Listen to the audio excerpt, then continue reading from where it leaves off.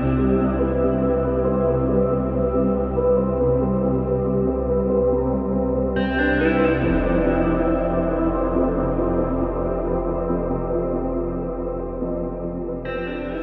have to understand sometimes. We never prepare ourselves for this moment. It's why the philosophy about the Spiritism is about every day is we have it to know maybe it's our last day.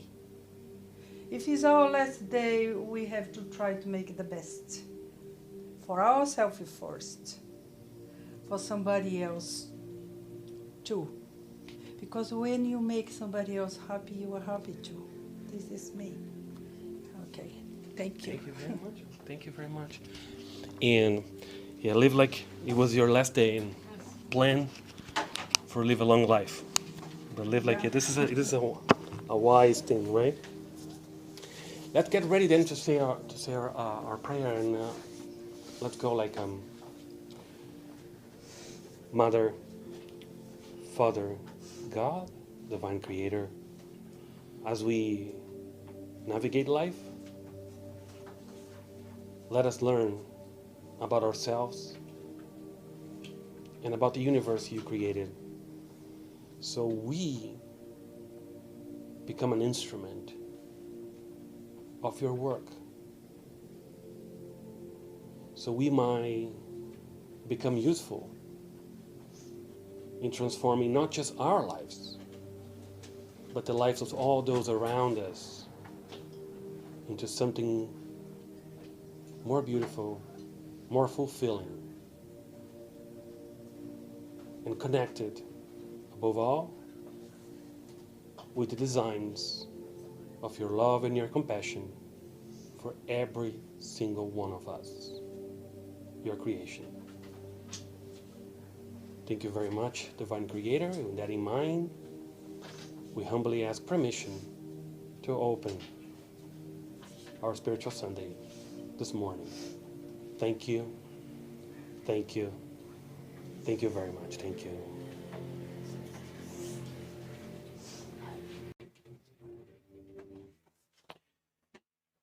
Okay, so guys, let me share with you what happened today. So I asked Google, right, to give us which chapter of the gospel we should talk about today. And today's chapter 1.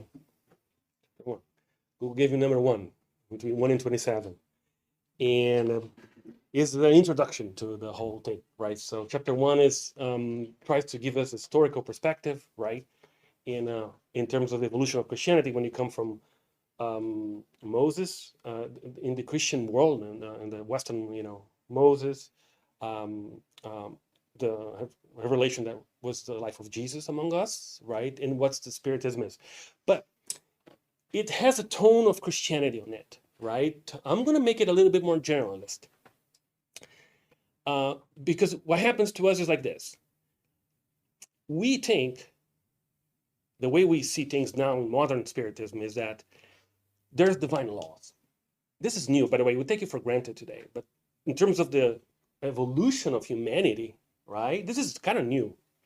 Now we know, through science that's like 200-300 years old, that there are laws in the universe, right? There are laws. We didn't know that. This is new. We thought there was a God that was doing things like on the fly, right? That's why, like, people use God for war most of the time. So who's going to win the war? You want to have God on your side because that's the one who's going to win, right? That was the belief. So God was very personal. That's like the God was very, looked like me. It was from my race, from my community, and everybody has a God, right? God is from everywhere. Everybody you go in the world, you're going to see that God is from their location. Of course, that's the personal God, and that's natural because it's our evolution. Of course, can you expect someone that's in that world to be so much understanding of a horizon that they don't see, right? That's why we thought Earth was flat, right? Because that's the perspective I have. How can you argue that Earth's not flat, right? It's flat, right? It took us an understanding of the whole, having tools to understand that it's a globe, right? And still some people today still stubborn about that, but that's fine. We're not going to talk about that, right? But it's a globe, right? So when we expand our horizons, right, we understand that a little bit better. And this is a natural process of maturing. That's how we say. That's maturity. That's why I was arguing with my little ones to say like I I forgot exactly how it was the interaction, but we were in discussion somehow, and I told him, "Would you do a deal with me? I'll get your body, but I keep my mind, and you get my body and your mind." That would be the best deal of all. He didn't fall for it. Not even theoretically. I don't want to have his mind. I don't want to have my teenager mind, but I want to have their bodies. So, and this is the thing. Maturity is something that comes with time. Unfortunately, it would be so great if there's a pill, right? That pill would be a fortune, right? Just to become mature, like experience. You need experience to do that. But we are experienced beings. And you know, everybody here right now, you have been around because you have a little bit more of spirituality than you, somehow. I don't know why, I don't know how. Because if you think about you sitting here on a Sunday, on a beautiful day in San Diego, and you're talking about spirituality in an environment like ours, there's something in you that connects with that. And this is maturity. This is time. You have spent some time somehow in your path to spirituality that connects you with this. And the beautiful part for me to understand that right now is that that has nothing to do specifically with me or with this place. It has to do with that the way things are in the universe is that God created the universe with laws, with a certain rule, with certain ways to do. And we're all into it. It's universal. We're all embedded in it. And science has helped us a lot with that. And that's why religion and science are not talking to each other right now, right? Because what happened historically, religion is very self-centered, right? It was designed to serve a purpose in that community, right?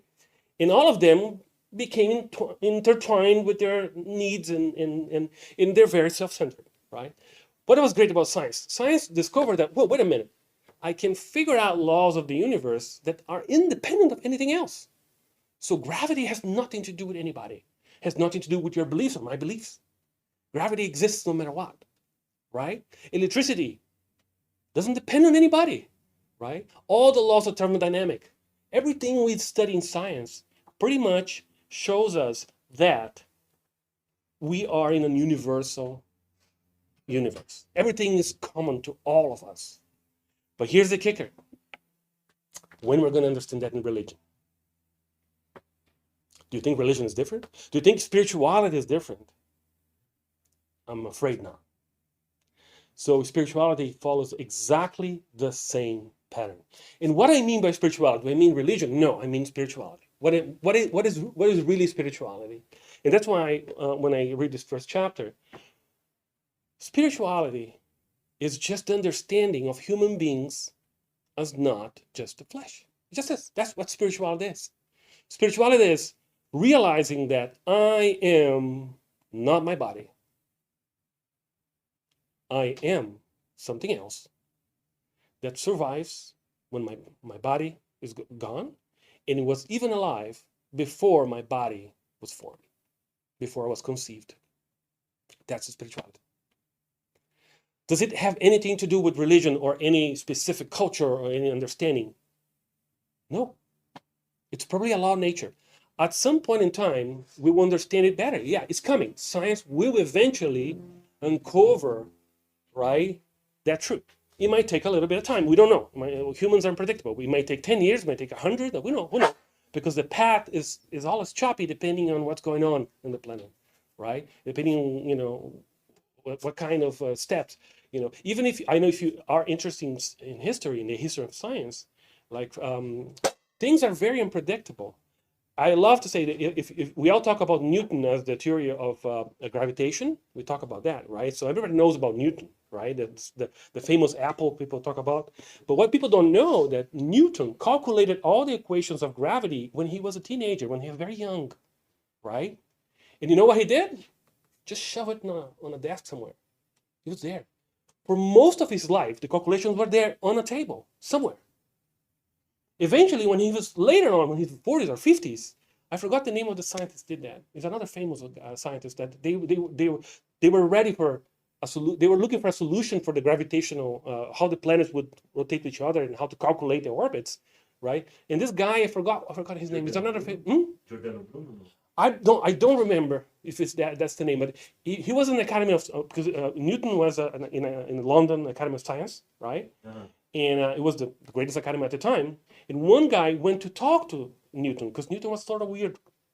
If you look at the history, he was kind of weird guy. Nobody would talk because he was like in his mind and everything. So he was nobody would. It was difficult to talk to him because they had no interaction. And this guy walked into and tried. Okay, let's see if this guy helps because we cannot figure out the equations, right?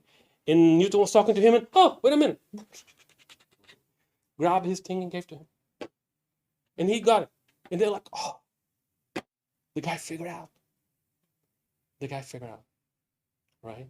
That's how we talk about Newton.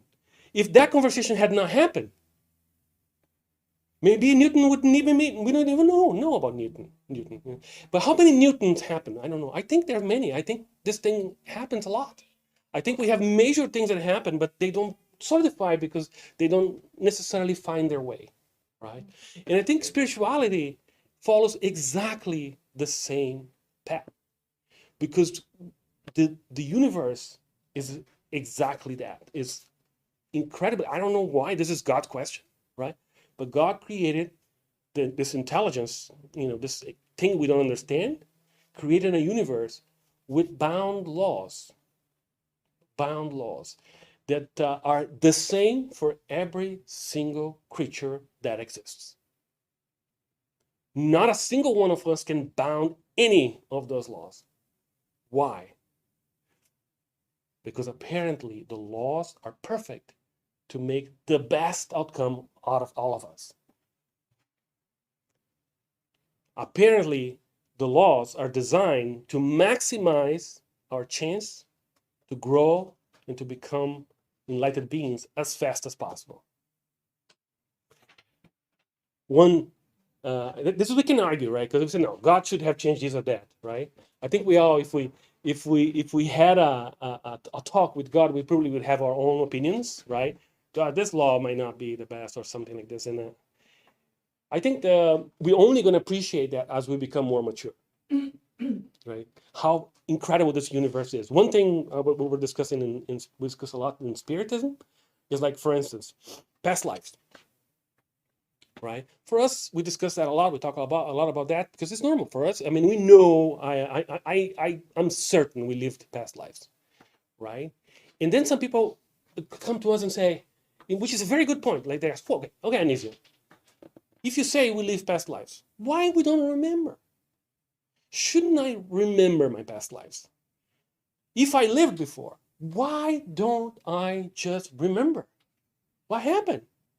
Even if I had my plans to come on, isn't it better to know?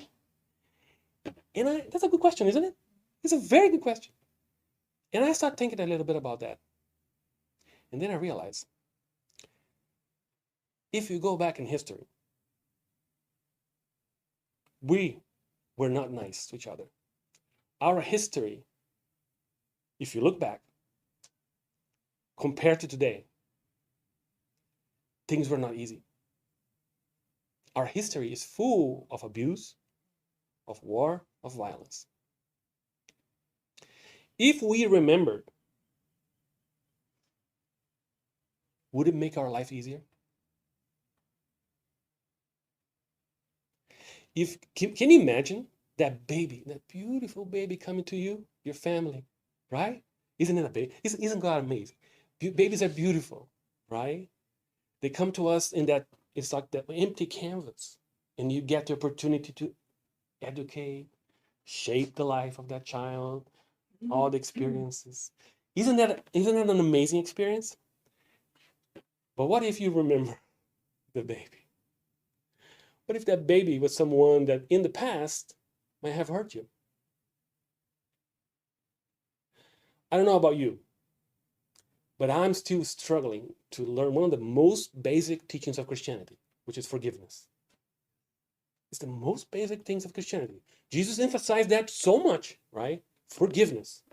Forgive 60 times 60. And by the way, that's the time, at that time, people were not well versed in math. 60 times 60 is a number, a Kabbalistic number, which means it means a lot, right? It means a lot. Because forgiveness is for you, not for them, right? And I don't know about you, but I struggle with forgiveness. It's so sad. I actually, I see myself like, oh my goodness, I know I'm supposed to do this. And it's so hard, right? And the things I have to forgive in my life, I'm blessed. If I think about the overall, what people are going through, I'm blessed because my life has been great. And I still struggle to forgive. And I see experiences that are, God bless, like things that are absolutely destructive in ways that I can barely comprehend, right? That people have to go through, right? And some of them forgive, right? The fact that we don't remember past lives is a blessing.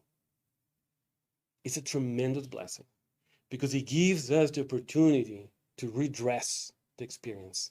What they say is in the future, as we go, as we become more mature, the memories will be normal and our memories will be more clear, right? But right now, the vast majority of us, we still have a lot of conditioning, a lot of old habits that draw us into the old conflicts, draw us into the old habits, draw us into conflicts that we are so used to. And that's the challenge, right? So it might be wrong, but let's give God a break. Maybe the laws of nature are really made out of love. Maybe the laws of nature are designed specifically with pure love for all of creation in mind. Maybe they are. Let's just give it a thought. Let's accept that maybe that's the case. And that's faith. Because once you at least entertain that, you see yourself as a chain in this universe with a purpose. Because we all have a purpose. One of the things about Spiritism is it's try to prepare us as well for the future, right? And they say the future is amazing, right? Can you imagine what would we be doing right now as a society if we had stopped fighting each other and we were working together, right? There would be no lack of anything in the planet. There would be no. We have most of the stuff, If we were not fighting and we were building stuff together, probably we would be working in the stars. We would have, we would be in many planets in the solar system. We would be expanding the horizons. We would be doing things that we're not even thinking right now. We would be making things, right, to expand our awareness and our capacity to make happiness or to create wonderful things, right? But what happened to us? We're still in the battle here. But what they're telling us, the spirits, is that the day is coming.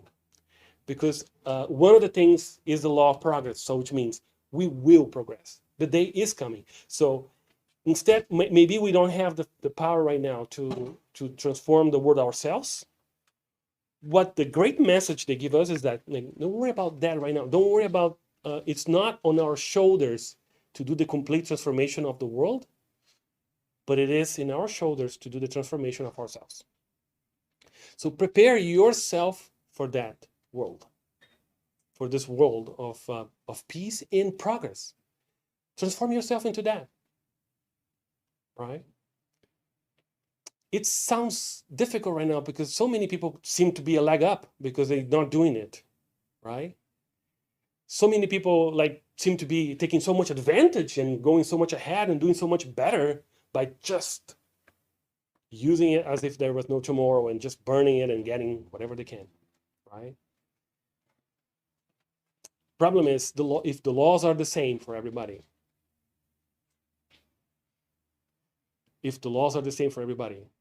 it's not even our job.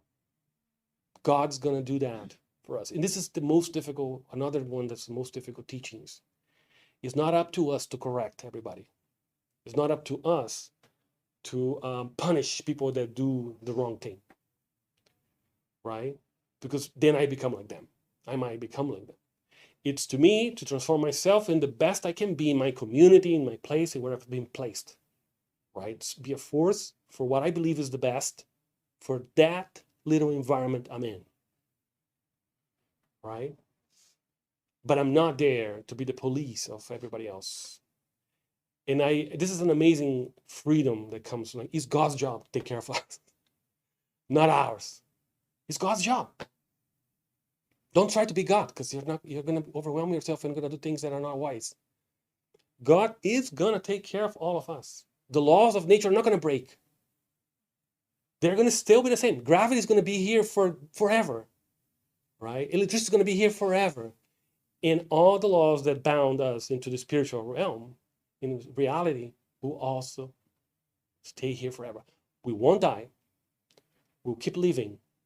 And we will cup in the spiritual realm with the same mind we develop here, with the same habits, with the same wisdom we develop, right? That's the message of Spiritism, and that's the message of spirituality that comes in. It will come through all places in the universe. Sometimes we because we talk so much in Spiritism about mediumship and other things, and reincarnation, we think we kind of have an impression that we own it. We don't own anything. If this is true, it's true for everybody, and these revelations will come everywhere, right? Different forms, different shapes. Each community will have it in a different way, right? But that's the way it is. With that in mind, so we'll transition now to our meditation, so we can have a little bit of energy coming to us and help us put our thoughts together. See you guys.